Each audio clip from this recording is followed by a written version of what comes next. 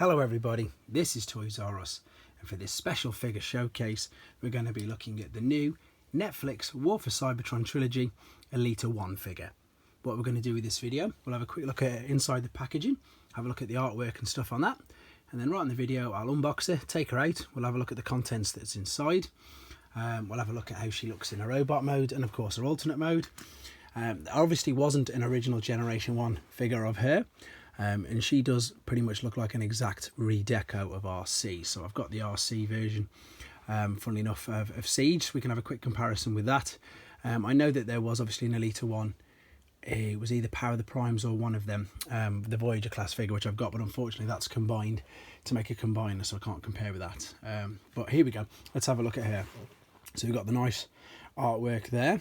And the only thing that puzzles me a little bit about her, and it's the same as Bumblebee, and I know that the Voyager class Optimus Prime is the same, is she doesn't look war-torn or battle damaged at all. She looks, you know, in really good shape. There is, of course, the very famous and the used battle scene for Siege and for Earthrise on all of them.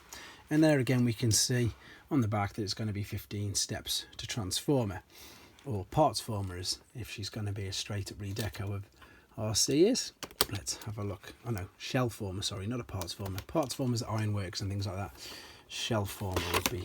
And the reason why they call that is because, as you can clearly tell, that is a huge shell, and there it all is on her back.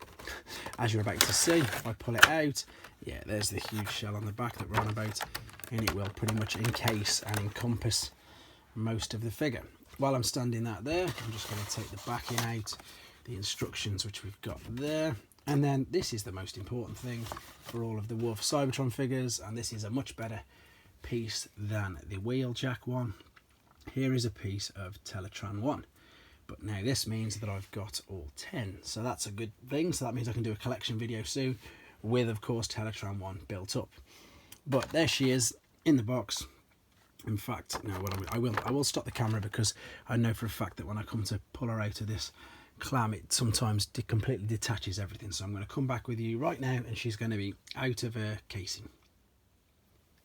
Okay, so here she is out of her packaging, and yeah, she's very much like the Arcee from the Siege line, sorry, the Earthrise line. And as you can see, the good thing about this is, though, and it really does surprise me, when I turn it round, I mean, that is an abundance of shell and extra kibble all on her back, but yet she still stands, even on carpet, balances unaided. So that's a pretty good, you know, quality that she's got straight away. I mean, you'd look at her and expect her to be instantly top heavy and be really hard to stand, but she's just stood straight up like that, no problem whatsoever.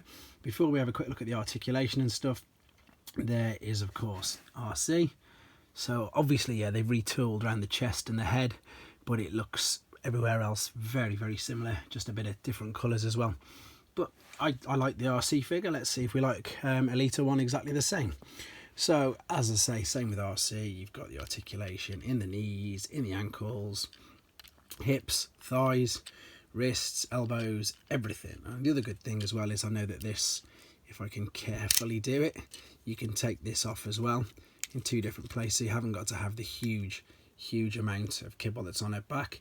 And it does obviously just become a hoverboard as well. So, let's see if she stands up there. Yep, she still stands up just as good. And I think, yeah, she looks good. I mean, head sculpt especially. Let's have a quick closer look. Sorry, you got the light reflecting. I mean, that looks really good, doesn't it? There's a lot of detail, there we go, on these figures. They are really, as I say, upping the ante with them. Some of them have been referred to as mini masterpieces, and I totally agree with that, especially on the Bumblebee one. Here, of course, is her gun, slightly different colour to Arcee's. And yeah, fits in, no problem whatsoever. Right, what I'm going to do now, then I'm going to change her into alternate mode, and then we'll come back and have a look at that.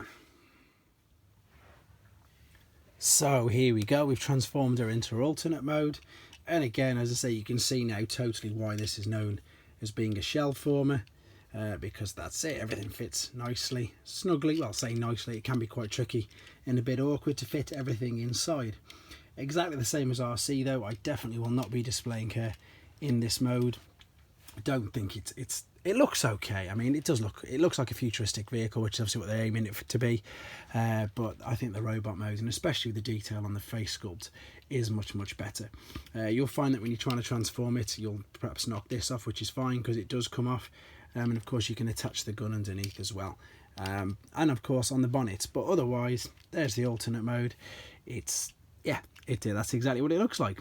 I'm going to come back now for the final time. I'm going to have her back in robot mode. She's going to be standing on the backpack, looking like a hoverboard, which I think looks exactly the best way to display her. And then we'll have a quick summary after that.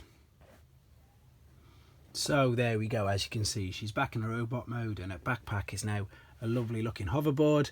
And in my opinion, that's the best way to display it. I think it looks really good, although as I proved at the beginning, she does stand quite fine with all that abundance of kibble on her back. Even with that folded up, she still stands up fine. But obviously if you're looking to display, that'll take up quite a bit of space. I'll just show you again with the Arcee at the back there. It takes up quite a bit of space. It looks a little unsightly, but to be fair, I've just said it, I'm going to say it again, that's the best way there to display it, and that's exactly how I'm going to be displaying mine. So in summary, yes, she's a retool stroke redeco of Arcee, but I think the head sculpt alone is just absolutely fantastic. And of course it is a store exclusive. UK stores are Smith's, and I think it's Walmart in America. I'm sorry if I've got that wrong, but again, with them being store exclusives, they're just definite pickups. And of course, even though these are nice and flimsy, it'll be worth it in the end. So I'm going to be able to do that now. A couple more videos.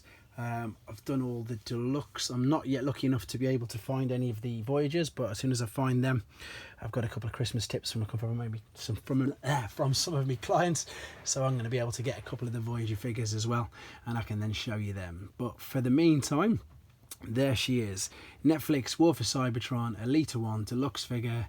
Hope you enjoyed looking at her. Hope it helped you with your decision if you wanted to get one yourself. Please hit the like and subscribe button if you haven't already. And again, I'll take any criticism, constructive, negative, whatever. I like to obviously make these videos watchable for you guys. So yeah, keep your suggestions coming in. And of course, guys, please take care.